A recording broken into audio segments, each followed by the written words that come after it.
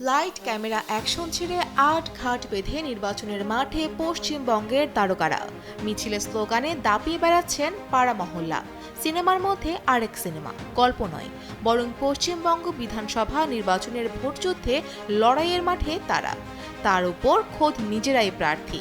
অভিনয়ের মঞ্চ থেকে নির্বাচনের মাঠ যে বেশ কঠিন তা ইতিমধ্যেই তারকারা হাড়ে হাড়ে টের পাচ্ছেন। মূলত 2011 সালের নির্বাচনে প্রথমবার অভিনেতা, সঙ্গীত শিল্পী ও ক্রীড়াবিদদের প্রার্থী করে চমক দিয়েছিল তৃণমূল কংগ্রেস। এরপর থেকে রাজনীতিতে সেলিব্রিটি প্রার্থীদের অংশগ্রহণ ক্রমেই বাড়তে থাকে। এবার সেই ধারাবাহিকতায় পশ্চিমবঙ্গের বিধানসভা নির্বাচনের আলোচনায় তারকা প্রার্থীরা। তৃণমূল কংগ্রেসের পথ ধরে বিজেপিও তারকা প্রার্থী দিয়েছেন তাদের দলে। ফলে দুই দলেই বাড়ছে তারকা প্রার্থীর সংখ্যা। এতদিন যারা ছিল পর্দায়, আজ তারা বাস্তবের লড়াইয়ে। অনেকেই প্রার্থী হচ্ছেন নিজেদের আগ্রহ বা জনগণের উৎসাহে, কেউ আবার প্রার্থী হচ্ছেন রাজনৈতিক দলের উৎসাহে। বসুন্ধরা টিস্যু, অশুদ্ধতার বিরুদ্ধে এক বিন্দুও ছাড় নয়। এই প্রশ্নের উত্তর শক্ত হলেও ভোটের লড়াইয়ে তারকা প্রার্থীদের ঘিরে ভোটারদের মাঝে যোগ হয়েছে ভিন্ন মাত্রা। 2011 সালের নির্বাচনে 34 বছরের বাম শাসনের অবসান ঘটিয়ে ক্ষমতায় আসে তৃণমূল কংগ্রেস।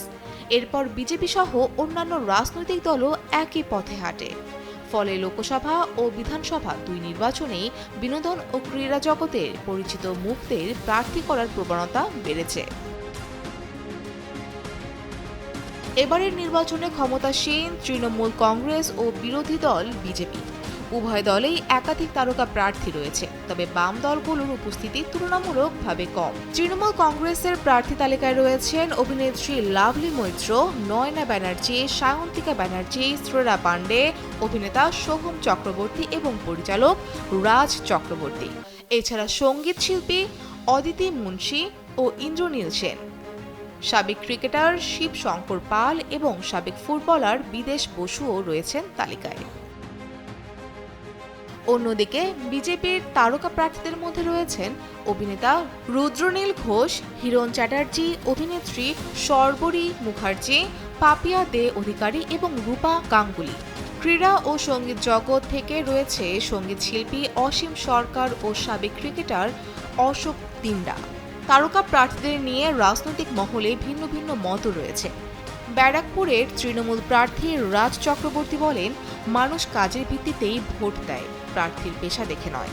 এদিকে বহরমপুরের কংগ্রেস প্রার্থী অধীর রঞ্জন চৌধুরী বলেন, অনেকে নিজের মূল পেশায় আয় কমে যাওয়ায় বিকল্প হিসেবে রাজনীতিতে আসছেন, তবে এতে প্রতিযোগিতা আরও বাড়ছে। মুখ দেখে নয়, মানুষকে দেয়া কাজের হিসাবেই ভোট দেওয়া উচিত, এমনটাই বলছেন সিপিআইএম প্রার্থী কলতান দাশগুপ্ত। নির্বাচনে প্রচারের দিনগুলোতে তারকা প্রার্থীদের দেখা মেলে না এলাকায়। রোদ বৃষ্টি উপেক্ষা করে তারা ভোটারদের দাঁড়ে দাঁড়ে গিয়ে প্রচার চালান, প্রতিশ্রুতি দেন, সেলফি তোলেন। ফলে ভোটের মাঠে তারকা প্রার্থীরা বাড়তি আলোচনার জন্ম দিচ্ছেন। রাজনৈতিক বিশ্লেষকদের মতে তারকা প্রার্থীরা প্রচারে বাড়তি আকর্ষণ তৈরি করলেও ভোটের ফল নির্ধারণের মূল ভূমিকা রাখে স্থানীয় সমস্যা ও মানুষের সঙ্গে সম্পৃক্ততা।